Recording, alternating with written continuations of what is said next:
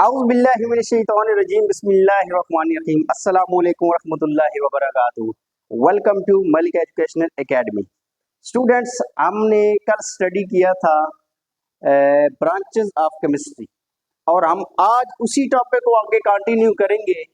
तो मैंने आपको बताया था कि हम रोज़ डेली बेसिस पे दो दो ब्रांचेस ऑफ केमिस्ट्री स्टडी करेंगे ताकि आपका जो कॉन्सेप्ट है वो बेहतरीन तरीके से क्लियर हो सके। तो आज हम third branch of chemistry discuss करने जा रहे हैं और वो है इनऑर्गेनिक केमिस्ट्री। कल हमने ऑर्गेनिक केमिस्ट्री पढ़ी थी, आज है इनऑर्गेनिक केमिस्ट्री।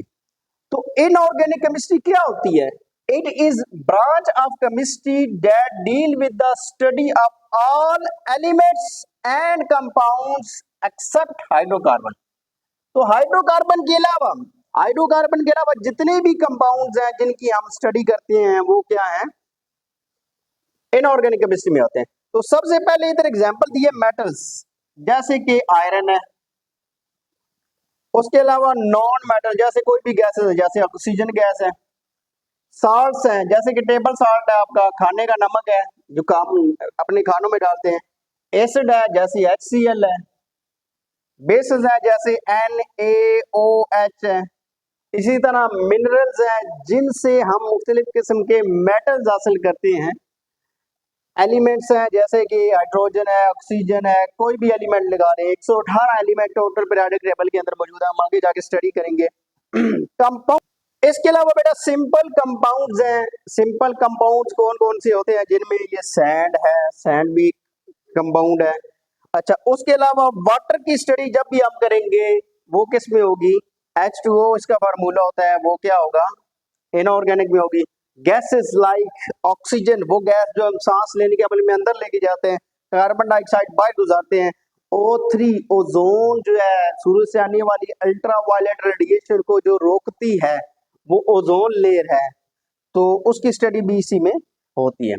तो उर्दू मीडियम के स्टूडेंट्स के लिए बेटा केमिस्ट्री की वो शाख जो कार्बन वाले मरकबात के अलावा बाकी तमाम एलिमेंट्स और मरकबात का मुताले करती है। मसलन दाते, गैर दाते। अब दाते मैंने बता दिया, वो मेटल्स को दाते कहते हैं। उसमें आयरन है। गैर दाते, ये यहाँ पे आप आयरन की मिसाल दे दें, लोहा जिसको कहते हैं। गैर दाते होती हैं, कोई गैस हो गई, तेजाब जैसे कि HCl है, H2SO4 आपने पिछली क्लासेस में पढ़ा है। 9th क्लास में आने से पहले 8th क्लास में मुकम्मल डिटेल मौजूद है। अब H2SO4 केमिकल का बादशाह कहा जाता है, तो वो क्या होता है? तेजाब होता है। असास, ये जिनके साबन बनते हैं, साबन जिनके जरिए बनाया जाता है, जैसे सोडियम हाइड्रोक्साइड हो गया, ये फार्मूला मैंने लिख दिया है। एलिमेंट्स हैं 118 एलिमेंट मैंने बताया बेटा। सादा कंपाउंड्स हैं, मिनरल्स है, रेत है, पानी है, ऑक्सीजन, कार्बन डाइऑक्साइड का फार्मूला बेटा उस साइड पे मैंने लिख दिया था। इसी तरह ऑक्सीजन है, ऑक्सीजन का O2 होता है, ओजोन का O3 होता है। तो मैंने दोबारा इसलिए लिखे हैं ताकि आप जो इंग्लिश मीडियम और उर्दू मीडियम के स्टूडेंट्स हैं, दोनों को इसका कॉन्सेप्ट जो है वो 100% क्लियर हो सके और आप इसको समझ सके। तो बेटा कोई मुश्किल नहीं है ब्रांचेस ऑफ केमिस्ट्री, सिर्फ आपको पता होनी चाहिए, क्योंकि आगे इन पे जाके मुकम्मल चैप्टर्स हैं। 9th में भी हैं और डेफिनेटली 10th में भी होंगे। तो आपको इनकी बेसिस जो है वो स्ट्रांग होनी चाहिए। आपको पता हो कि हम कौन सी जो ब्रांच ऑफ केमिस्ट्री है उसको स्टडी कर रहे हैं जाके। बेटा जो इस टॉपिक के मुताल्लिक है, आज आपका क्वेश्चन है जो अपने कमेंट सेक्शन में इसका आंसर देना है, वो ये है कि आपने सिंपल सी डेली लाइफ से 2 एग्जांपल पुट करनी है। कोई भी 2 एग्जांपल उठानी है जिनकी इनऑर्गेनिक के अंदर स्टडी होती है और वो अपने कमेंट सेक्शन में मेंशन कर देनी है। आपके सुनने का शुक्रिया। जी डियर स्टूडेंट्स, आज हमारी जो 4th ब्रांच ऑफ केमिस्ट्री है वो है इन्वायरमेंटल केमिस्ट्री। बहुत ज़्यादा इम्पोर्टेंट है इसकी हमारी लाइफ के अंदर, डेली लाइफ में, जैसा कि हमारे माहौल में जो भी तब्दीलियां रुनमा हो रही है इनकी स्टडी इसमें होती है। तो हम इसको पढ़ते हैं डीपली।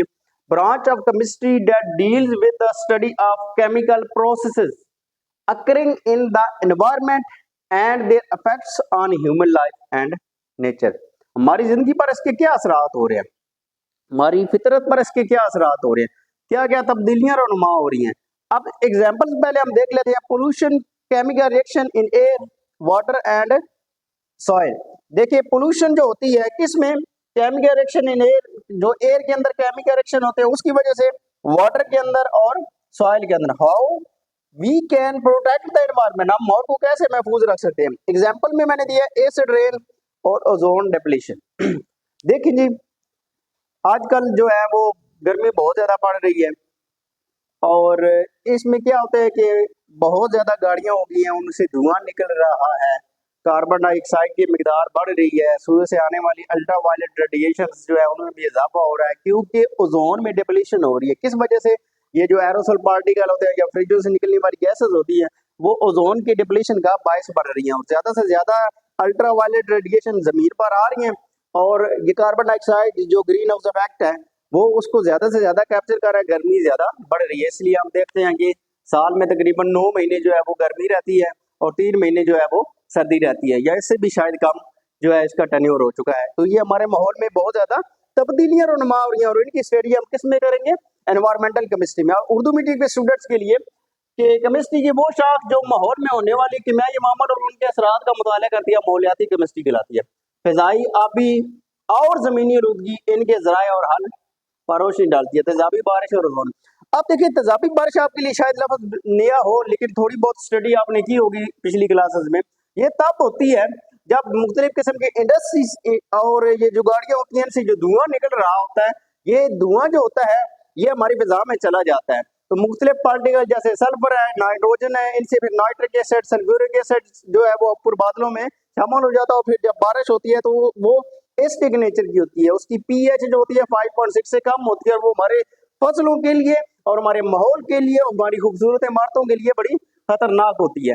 तो ये बेटा इन तमाम चीजों की स्टडी जो होती है वो एनवायरमेंटल केमिस्ट्री के अंदर होती है। इसके अलावा जो फ्लड्स आ रहे हैं बहुत ज्यादा आते हैं इन दिनों में, ये बरसात के मौसम में, तो ये और समुद्र की सतह में इजाफा हो रहा है, वो जो कुछ भी इफेक्ट्स हो रहे हैं जिनका हमारे ऊपर, हमारी नेचर के ऊपर और हमारे माहौल के ऊपर इफेक्ट डायरेक्टली या इनडायरेक्टली हो रहा है, वो सारा एनवायरमेंटल केमिस्ट्री के अंदर उसकी स्टडी करते हैं। डियर स्टूडेंट्स, ये जो बुक है आपकी 9th क्लास की केमिस्ट्री की 2025-26 का जो सिलेबस है दिया गया इसमें, अगर इसको आप 100% इसका कॉन्सेप्ट क्लियर करना चाहते हैं तो आपने ये कॉन्सेप्चुअल बेस्ड लेक्चर्स जो हैं वो सुनने हैं ताकि आपको इसका कॉन्सेप्ट क्लियर हो सके। बजाय इसके कि आप बुक को इस तरह खोलें, ओपन करें इसको और फिर यहाँ से पहली 2-3 लाइनें देखें, ये डेफिनेशन है, ये ऐसे आपको बेटा केमिस्ट्री समझ नहीं आएगी। रट्टा लगा के आप शायद एग्जाम तो क्लियर कर सकें लेकिन आपको कोई कंसेप्ट क्लियर नहीं होगा, वो कुछ अर्से बाद आपको भूल जाएगा। तो अगर आप एक्चुअल सेंस में केमिस्ट्री सीखना चाहते हैं तो इसमें जो दिए गई चीजें होती हैं, यहाँ से आप देखिए मैंने इसकी डेफिनेशन की है, आप यहाँ से इसकी की पॉइंट्स देखिए कि इनमें की पॉइंट्स कौन कौन से एनवायरमेंटल केमिस्ट्री के अंदर जो सर ने यहाँ पे एक्सप्लेन की है। ये पोल्यूशन इसका की वर्ड था, आप पोल्यूशन की एग्जांपल जो है हमने यहाँ पे एक्सप्लेन कर दी है।